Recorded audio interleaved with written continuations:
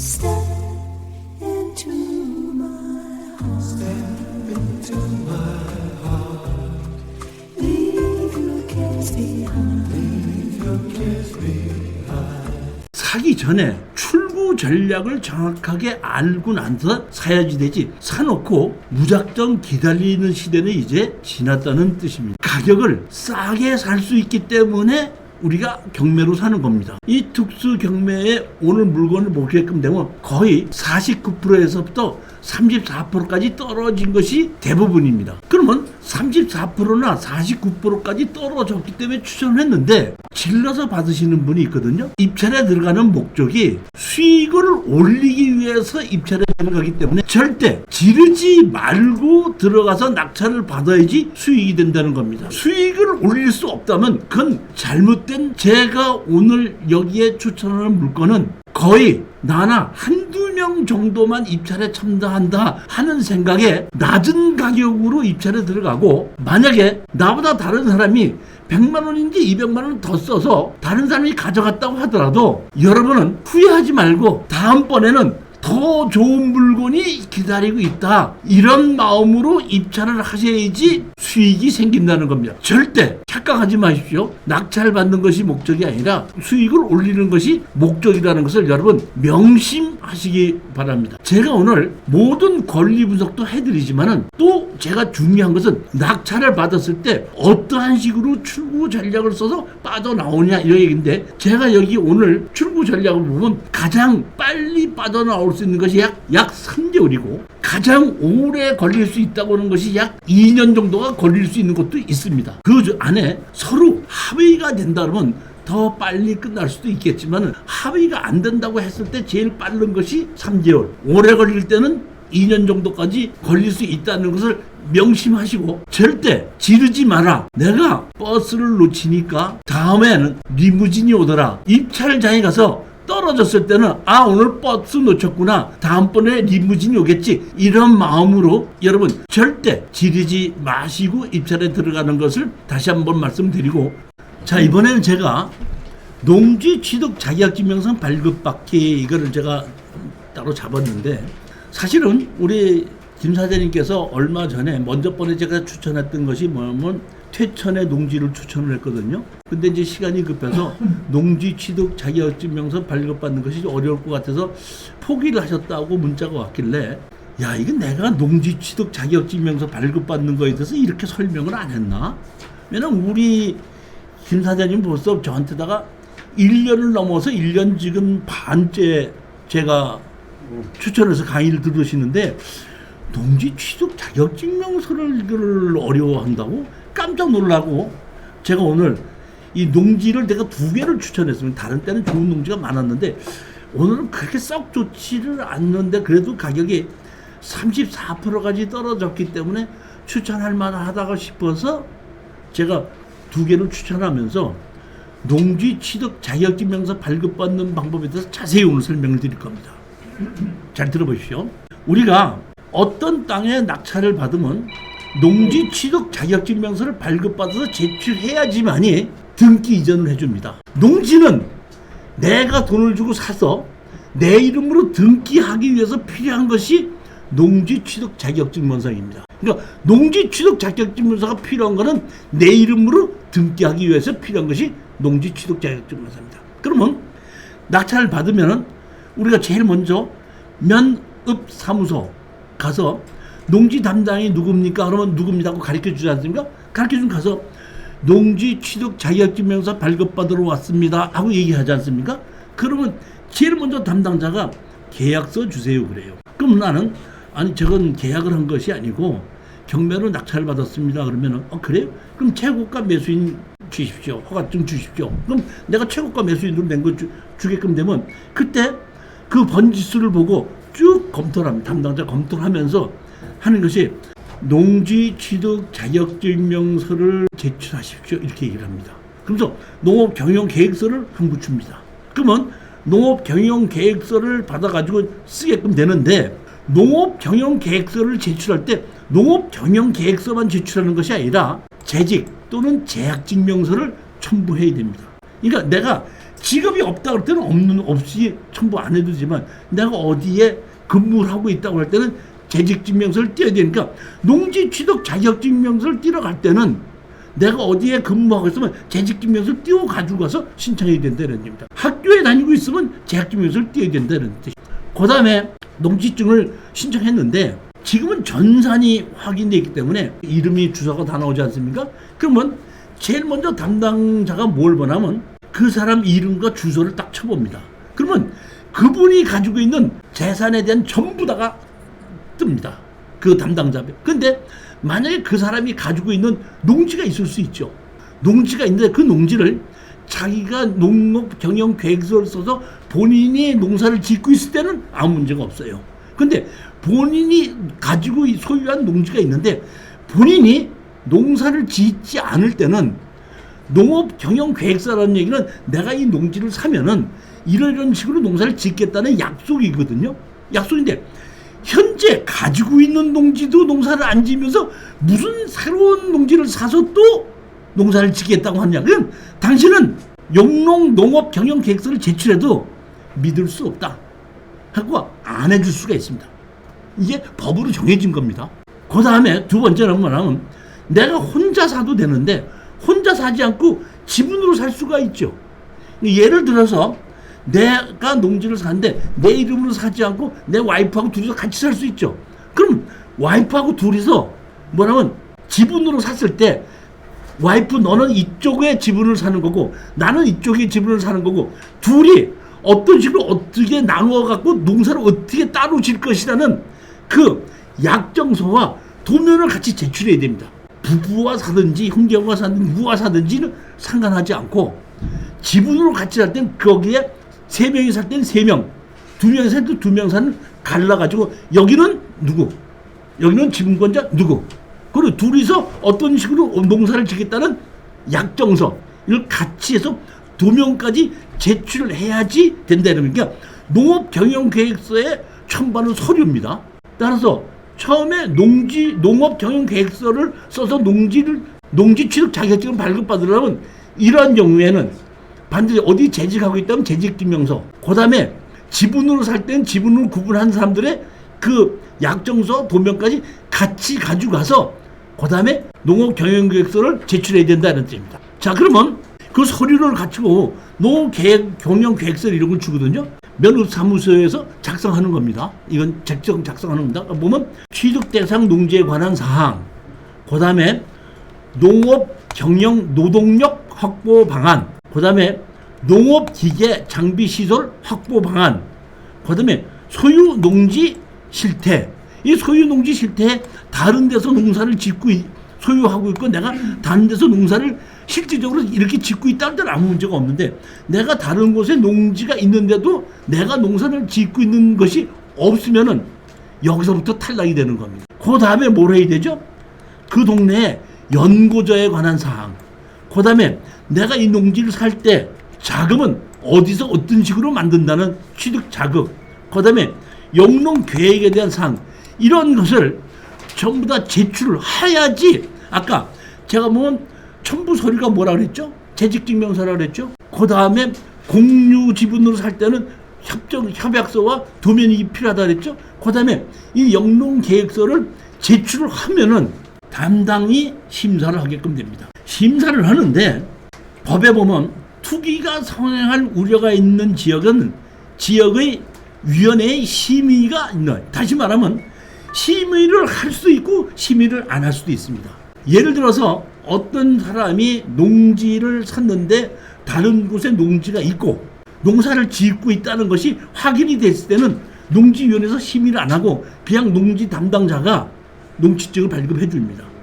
근데 보게끔 되면 거기에 다른 건물이 있다든지 또는 자 보십시오.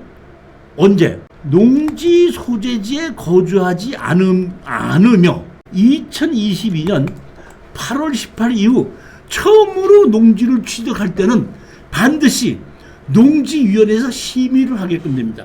심의는 2주일에 한 번씩 하기 때문에 14일이 걸리는 거고 3인 이상이 공유로 취득하는 경우에도 무조건 심의를 합니다.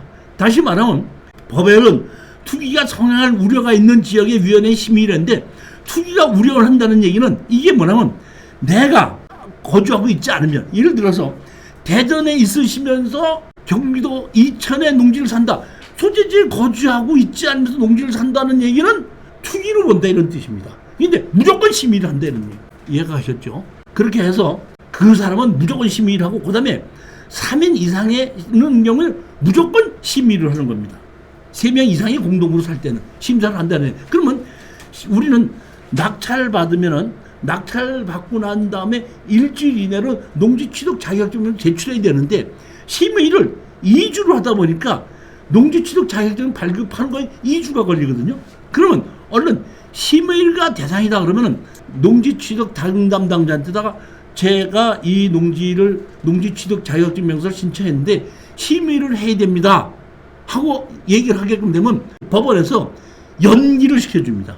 일주일을. 그러니까 2주를 가서 농지 취득 자격증에서 발급받느냐 아니냐를 해주고 이렇게 2주가 걸리기 때문에 예전에는 아까도 말씀드렸던 농지 취득 자격증 명서를 발급받으려면 낙찰이나 계약서 갖고 오라고 그랬죠.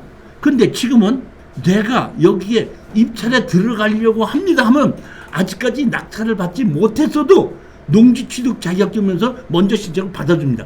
그러니까 일주일 전에 2주일 전에 신청을 해도 되고 낙찰 받고 신청해도 아무 상관은 없다는 얘기입니다. 어차피 그 내가 낙찰 받고 난 다음에 심의가 있으니까 연장을 시켜주시오 하면 연장을 시켜준다 이런 뜻입니다. 자, 그런데 보면 심의를 하지만은 아까도 말씀드렸죠. 다른 농지에 농사를 짓고 있다든지 또는 농사를 지을 수 있게끔 현황이 다 돼 있을 때는 농지 취득 자격증 명서를 해준다 이런 뜻입니다. 심사를 해두라고. 심사를 한다는 얘기지 안 해준다는 얘기는 아니라는 얘기입니다. 심사를 뭘로 하냐. 다른 곳에 농지가 있는데도 불구하고 농사를 안 지면 심의에서 부결이 되는 겁니다. 담당자가 부결하는 게 아니라 농지 심의위원회에서 부결하기 때문에 그때는 안 된다 이런 뜻입니다. 그렇지 않은 그런 일이 없다 그러면 농지 취득 자격증도 해줍니다. 그 다음에 현황을 가서 봤더니 농사를 지을 수 없게끔 창고가 지어져 있든지 무슨 무허가 건물이 지어질 수 있지 않습니까? 무허가 건물이 있을 때는 담당자가 둘 중에 하나입니다. 원상복구 조건으로 농지증을 발급해 준다 하는 담당자가 있고 이거는 당신이 영농계획서를 써야 되는데 영농계획서대로 농사를 지을 수가 없지 않느냐 하고 담당자가 농지증을 안 해줄 수도 있습니다. 현황이 농사를 지을 수 없게끔 돼 있을 때는 담당자에 따라서 원상복구 조건으로 농지증을 해주는 경우도 있고 안 해주는 경우도 있다는 얘기. 그거는 담당자에 따라서 다르다 이런 얘기입니다. 그러면 담당자에 따라서 원상복구 각서를 쓰면은 해주니까 우리는 농지증에 아무 문제가 없죠. 근데 안 해줄 수도 있지 않습니까? 안 해줄 때는 그러면 바로 불허가 난 걸 가지고 행정소송을 할 수가 있다는 얘기입니다. 행정소송의 핵심은 이겁니다. 자, 보십시오. 이겁니다. 농사를 짓고 있는 사람이 채무자라고 가정하십시다. 돈을 갚아야 되기 때문에 할 수 없이 채권자가 그 농지를 경매로 집어넣는 거죠. 근데 경매로 당하지 않으려면은 농지 취득 자격증 명서를 발급받아야 되기 때문에 그 사람이 경매가 들어온다는 걸 얼른 알으니까 내가 얼른 거기다 무허가 건물 지어버리는 겁니다. 그러면 아무도 그 부동산을 경매로 농지증을 안 해주면 살 수가 없죠. 다시 말하면 농지증을 경매로 나온 것을 무허가 건물이 있다고 해서 농지증을 안 해주면은 농지증을 안 해주는 걸로 채무를 회피하는 거야. 그렇기 때문에 그걸 가지고 제출하게끔 되면 판사님이 100% 원상복구 조건으로 농지증을 해줘라. 차후에 농지를 취득하고 난 다음에 원상복구하지 않을 때는 그때는 원상복구하지 않은 거에 대한 행정처분으로 해야지 되시지 농지 취득 자격증 명서를 안 해주는 것으로 해서 농지를 가지고 소유한 자가 농지 취득 자격증 명서 갖고 채무를 회피하는 방법으로 쓰면 안 된다 하는 것이 100% 판결입니다. 따라서 일반 매매인 경우에는 이걸 원상복구 해갖고 오시면 해드리겠습니다. 이거 잘못된 거 이렇게 해갖고 오시면 해드리겠습니다.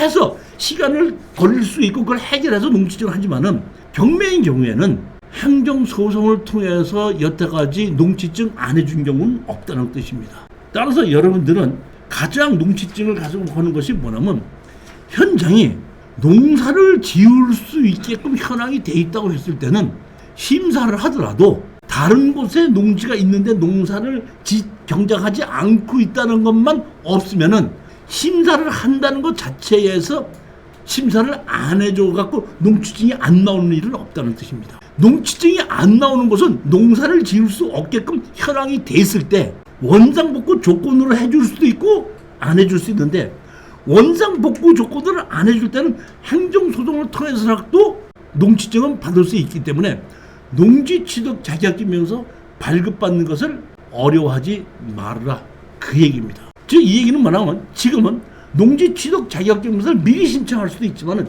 예전에는 미리 신청하는 게 없었거든요.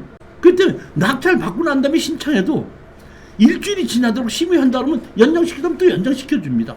그리고 안 해주면 바로 행정소송할 수 있기 때문에 미리 신청하지 않는다고 해서 농지취득 자격증명서를 무수할 필요는 없다는 점입니다. 지금 농지취득 자격증명서가 상당히 발급받기가 까다롭게 되어 있기 때문에 어려운데, 자, 이 농지취득 자격증명서를 발급받는 것이 언제 만들어졌는지 우리 김사님 아세요?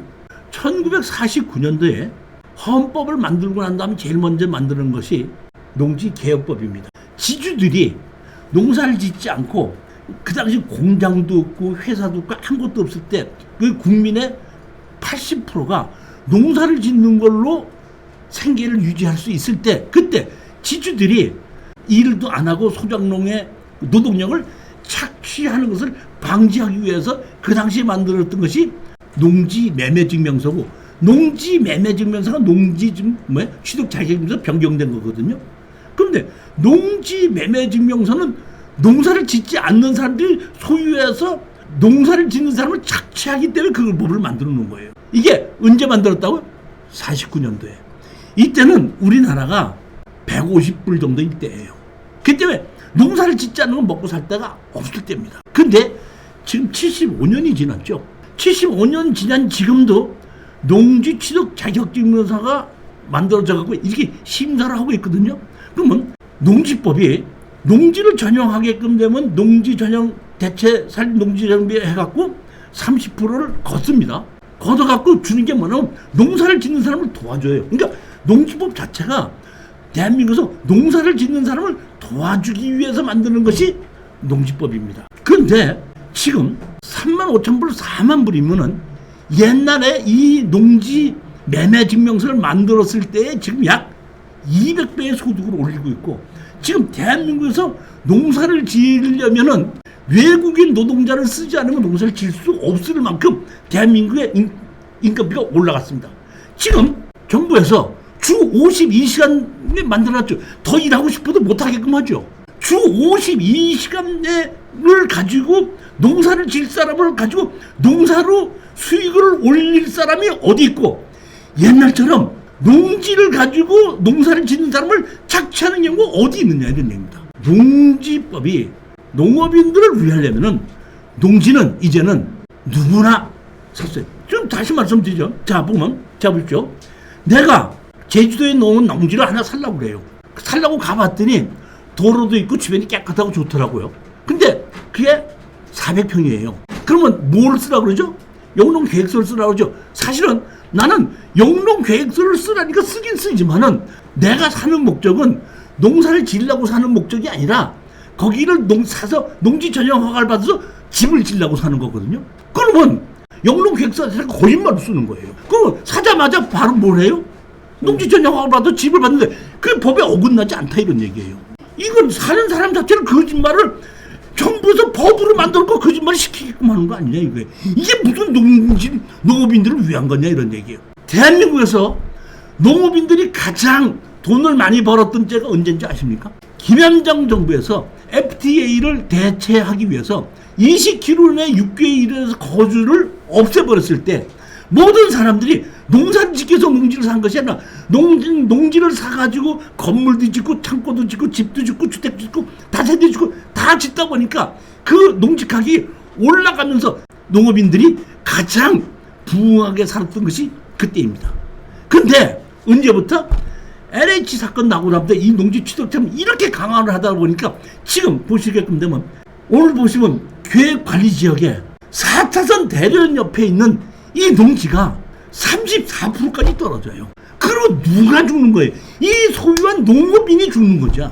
지금 제가 보기에는 이번에 뭐 6월 3일 날 새로운 정부가 들어서 새롭게 다 하겠죠.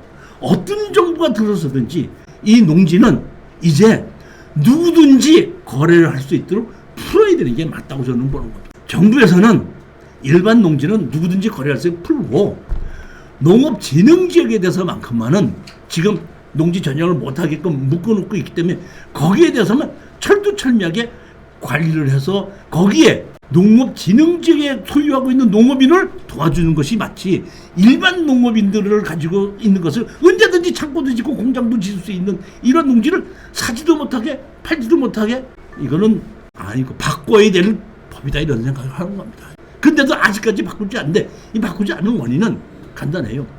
제일 처음에 헌법 제86조에 농지는 농사를 짓지 않는 사람은 소유할 수 없다 있었는데, 이것이 87년도에 전단 때 또 헌법이 개정됐죠. 그때 112조로 바뀌면서 그대로 농지는 농업인이 아니면 소유할 수 없다가 그게 그대로 되어 있어서 아직까지 헌법이 돼 있는데, 어떨는지는 모르지만은 뭐 누가 뭐 되면은 뭐 헌법도 바꾸고 뭐 법도 바꾸고 뭐 한다고 할 때, 제가 보기에 이제 75년 전에 만들어 놓은 이 농지에 관한 법은 이번에도 과감하게 바꿔야 될 때가 왔지 않은가, 이게 제 생각입니다. 어느 정부에서든지 이거는 바꿔야 될 법이다. 75년 동안 농지는 농업인이 아니면 소유할 수 없다, 이 법이 지금 150불 때 만들어진 것이 4만 불을 바라보는 것이, 지금 농지 가지고 먹고 사는 사람이 어디 있습니까? 농사를 짓는 사람도 다른 직업을 갖고 있으면서 농사를 짓지, 어떻게 농사만 짓는 걸로 지금 생활을 합니까? 그런데 이렇게 뭐야? 팔지도 못하고 사지도 못하게끔 이렇게 만들어 놓은 것 자체는 이건 아니다. 자, 두 번째 문제, 이번에는